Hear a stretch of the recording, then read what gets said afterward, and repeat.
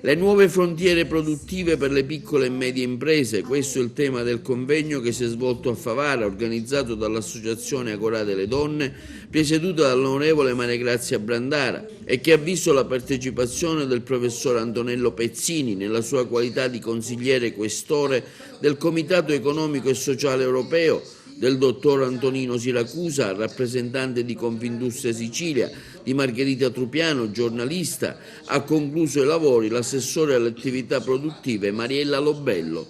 Agorà ha voluto organizzare dei momenti di riflessione. Compito dell'associazione è quello di accendere i riflettori e di mettere insieme le persone che hanno titolo, capacità e esperienza per poter affrontare una tematica che oggi come oggi è così importante, perché è l'ossatura di quella che è l'economia della nostra Sicilia, in particolare di Agrigento, in particolare mi permetto di dire di Favara, considerato che sappiamo quante sono le tantissime imprese edili che ci sono in questa città.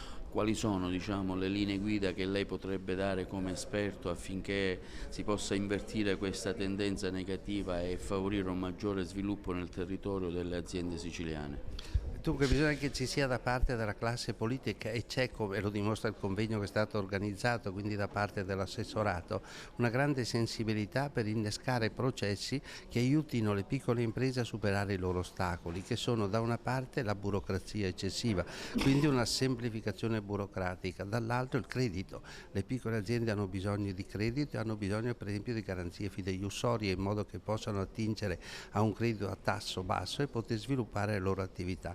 Terzo, aiutare le piccole aziende a entrare nei nuovi giacimenti occupazionali, nei nuovi lavori che sono quelli che emergono dalle industrie verdi. Ormai tutti siamo proiettati verso un risparmio energetico, una produzione di beni e di servizi che avvengano con una bassa emissione di CO2, e tutto questo avviene se c'è un quadro politico che riesce attraverso la legge ad aiutare i piccoli imprenditori a utilizzare questi canali. Confindustria spinge verso quella che deve essere una nuova politica industriale di tutto il Paese, al di là delle differenze territoriali che insistono sul Paese.